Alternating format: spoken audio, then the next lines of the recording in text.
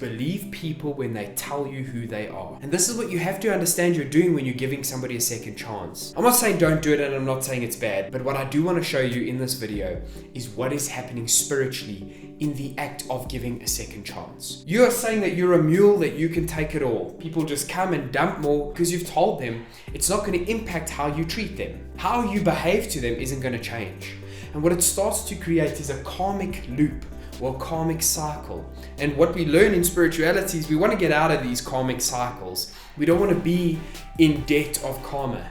But I want to explain to you in this video how a karmic cycle works so you can understand what's actually happening when you give somebody a second chance. It starts off with something that happens, an action that we take. We do something, we say something, or somebody does something to us or says something to us, and this action happens in this natural realm, which then gives us this emotional reaction. So if somebody doesn't look properly and they're reversing out of a parking spot and they hit your car, what's going to happen? You're going to have this emotional reaction of anger. Oh man, why are you so stupid? You don't know what you're doing. And that's going to cause this emotional reaction. And this impacts your self-image because you will say things after those kind of events like, why me? Why does bad shit always happen to me? And what that does is create a belief that bad shit always happens to you, and you will perpetuate that cycle. You will then have another action or behavior that comes in, and then you will have the same sort of emotional reaction, which then loops into this impacted self-image and confirms the belief. And what karma is doing in this scenario, and this is actually how karma works, it's trying to break you out of itself. Karma will then make each time it happens more and more harsh until you listen, until you become aware and go, I'm not going to say this about myself anymore. Now, why is this even so important? You are a spiritual being that is whole and complete and one with the universe and the creator. And I don't mean you're one with it because you exist and you stand and walk on earth as well. That's not why you are one with the universe. It's because you in yourself are worthy of everything. Now, if you are making the choice to give someone a second chance and you don't feel a high sense of self-worth, you're going to stay in the cycle, because the action of allowing someone to overstep your boundaries is going to give you an emotional reaction of pain, of suffering, of a discomfort, and that's going to impact your self-image and go, well, I don't know if I'm worthy of more. I don't know if I will find more. And what that does is confirm a belief that you are unworthy, and then karma comes in to set the cycle straight. What is actually happening? What you are doing is asking for a manifestation. Now, the way that you manifest at its core is through your emotional body, not through what you ask for in prayer. So yes, prayer is actually a form of manifestation. It is manifestation. By going into prayer and saying, God, please can I have money to take my problems away? Please can I have my relationship back? Can my ex please come back? What you're saying is, I don't have. And you're asking for that because emotionally that is what you pray with, your emotions. Like how you feel is the command to the universe to bring things to you. So if you're sitting there going, please can I have, you're saying I don't already have. But if you move into the energy of having and let go of what's in the way, then the universe will bring that to you too. And it's through these belief systems, through what you believe about yourself, that is what gets reflected to you in this world. Now, how do we shift that? Because it's really great to sit and say, oh, well, let go. It's like a catchphrase in spirituality. Just let go. How the hell do you expect me to let go? This is traumatic. A lot of people will feel this. Like, how can you tell someone to just let go? And what does it actually mean to let go? Spiritually speaking, letting go is becoming your authentic self. It's allowing yourself to be what you truly are, which is whole and complete and full. So when you are letting go, you're letting go of the obstacles of experiencing your own internal fulfillment. When you realize that no one can make you feel anything. No one has ever made you feel a single thing. You've only ever allowed yourself to feel something as a reaction to an action. You've allowed it though. The chemical reaction creating the emotion is one that happens within you. No one comes when you're falling in love and shoots an arrow like Cupid and makes you fall in love with them. That's not how it works. You have allowed yourself to feel it based on the belief and story you tell yourself, which will amp up an emotion with a person, for example. So giving a second chance, you might think, oh, you start to tell beliefs to yourself that maybe I won't find anyone like this again. Or maybe I won't be that happy again. Maybe I won't find someone who loves me like that again. You might be feeling or worried about these things. Here is one of the clear-cut ways to get out of it and to know whether the second choice is a good decision or not. Are you making it out of the fear of not having another option. If your decision to give someone a second choice is out of the fear of the alternative, you are setting yourself in this loop again.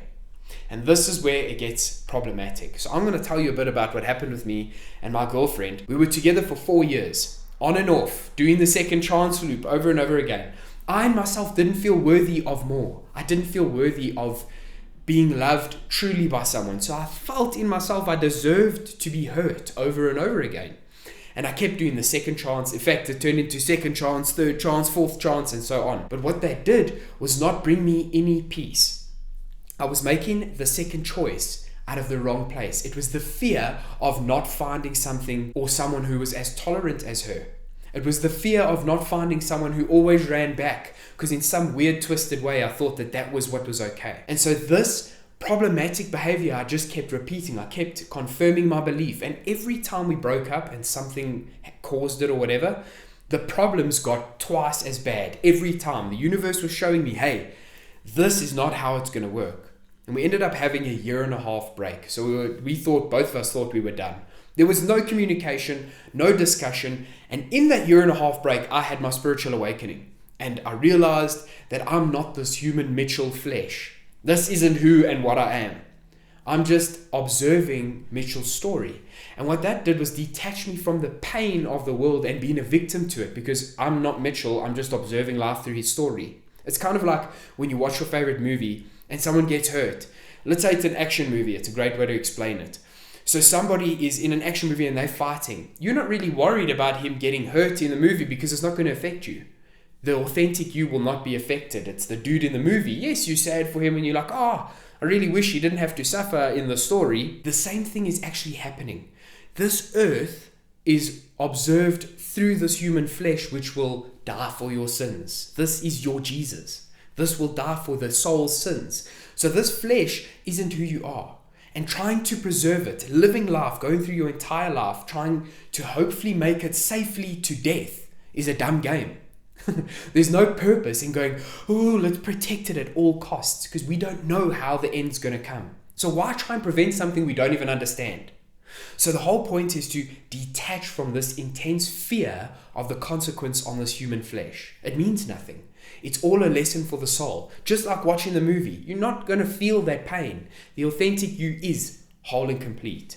And what happens is the pain we experience and the karma loop that we experience on earth is only meant to be an indication of where we are not experiencing our own true fulfillment. Because if everything has to go, if everything was taken away, what we'd be left with is love. We'd be left with this feeling of peace and love. That was what the awakening was. It's not a pretty process. It's a painful ripping off of inauthentic versions of me, which was my identity as a human. I'm not a human. I'm observing a human story. I know that might come across as esoteric. So if you want me to explain this with your situation and help you through that to understand what I'm trying to say, hit me up in the comment section. I respond to every single comment so I can help put it into context with your exact scenario. But ultimately, what is happening when we give someone a second chance? If we're doing it out of love, and this is what brings me to the second part of my story. After a 1.5 years of no contact and making the decision eventually when we met again out of love, it wasn't based on the fear of not having her. When we got back together, it wasn't based on the fear of not finding someone that I connected with like that. It was the love and appreciation for the good that I had seen along with the bad. So my second chance, which was the most authentic second chance I had given, was I'm going to love you for who you are, being fully aware of the pain you might cause. And like I said, it's only the pain I allow myself to feel. And what I really realized that changed my view was I'm not going to suffer the emotional consequences of anyone else's behavior. Because before, when I was breaking up because of the painful stuff, I was the one wearing the consequences like clothes. I was hurting myself based on her decisions. That's what stopped. It became a loving decision to see her for what she was without expectations to be anything else.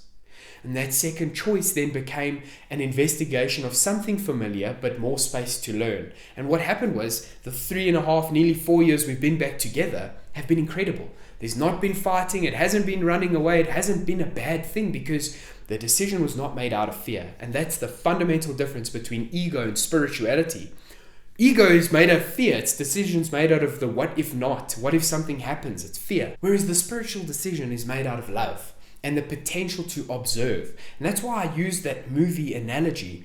We want to be watching the movie of our life, not trying to be an actable part, being scared of getting hurt, because we can't avoid it. So we might as well observe the story, and then what happens is we don't try and control things. We get to see it for what it is. And that breaks us out of the karmic loop, and it changes the belief of ourselves. If you see yourself as whole and complete and realize you're the one who has had the power to choose how you feel, even as a reaction, like this part here, even reacting to things, you've chosen that emotional reaction. It didn't happen upon you. You've allowed it. You've been like, cool, I'm going to invite this in. I'm going to choose this emotional reaction. You have a lot more power than you give yourself credit. You can choose how you want to respond to things. And with the whole point of what's happening spiritually as a second chance, we're asking to do the loop again. Now, if you have not changed in that, you're going to have the same loop. But if you change your belief systems about yourself, that you deserve things, then you can experience the good that you're after by giving the second chance anyway. So it's not about handling the emotional baggage, the emotional consequence of someone else's behavior. And as soon as you do that, you start telling the universe, hey, I'm ready to be abused. I'm ready to be smacked around a bit so that I can learn my next lesson. That's what you're saying spiritually if you're making the decision out of fear. So don't onboard the emotional consequence of someone else's behavior.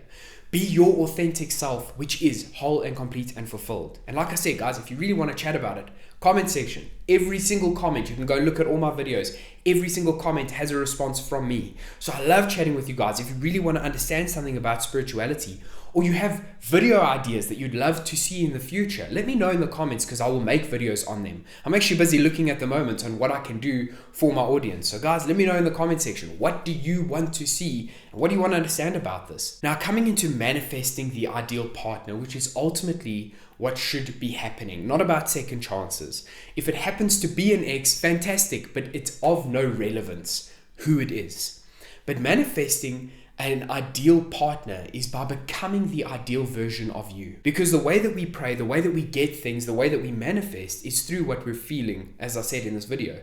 So if you want to change what you're manifesting, relationships, things, places, to change in you and become this authentic, heightened state of you is what will bring it into your space. That's how you will bring it in and manifest it, is by changing the definition you have of yourself, the belief systems. The easiest way that I found to do that was to devalue this world by realizing it's temporary.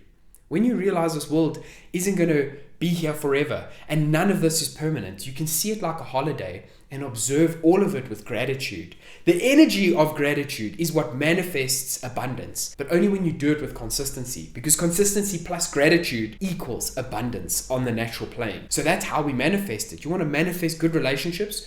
Be a good relationship with yourself. And it's like my theme, I've been saying it for a while. Don't only treat others the way you want to be treated, but treat yourself the way you want them to treat you. Because when you're treating yourself the way you want others to do it around you, you will not tolerate anything less than the boundary you set. And that's actually how you make boundaries, is by setting them for yourself. I will treat myself this way. I will love myself this way. I'll appreciate myself. I'll believe that I'm worthy of everything.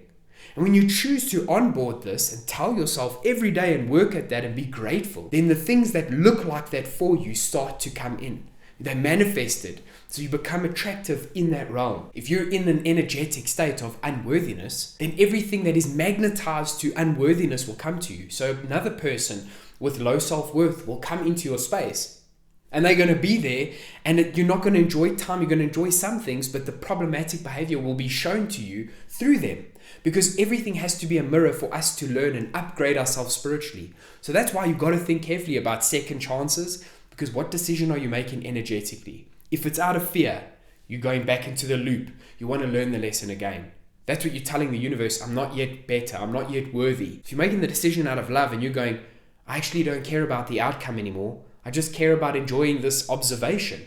Then that is the decision you can make it out of. If that's what a second choice is, then acting out of love is the hyper powerful state. I did it. I did both. I went through never making the right decision on second choices, and it came to a really great one this time, Whether it's a new lesson or permanent is none of my business. I'm enjoying today. And that's the ultimate goal of it, is be aware and be present in the moment. That will change how you react to things. If you've liked this video, leave it a like, let me know in the comment section. And if you don't want to miss any more videos where I take spirituality and make it practical, hit the subscribe button, turn your notification bell on, and I'll see you in the next video. Mad love and light.